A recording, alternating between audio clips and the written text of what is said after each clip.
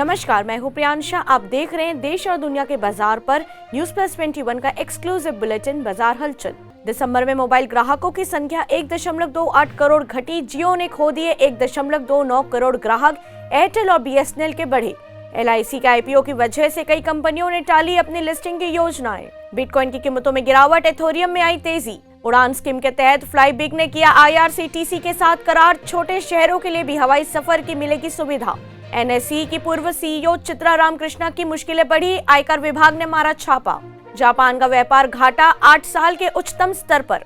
Maruti Suzuki ने वाहन सदस्यता कार्यक्रम के लिए क्विकलिस्ट के साथ साझेदारी की। नेस्ले इंडिया का मुनाफा चौथी तिमाही में 20% घटा। शेयर बाजार में लगातार दूसरे दिन गिरावट। RIL में बढ़त के प्रमुख इंडेक्स का नुकसान सीमित। देश में खाद्यान्नों का होगा रिकॉर्ड उत्पादन। सरकार ने जारी किए फसलों के दूसरे अग्रिम अनुमान।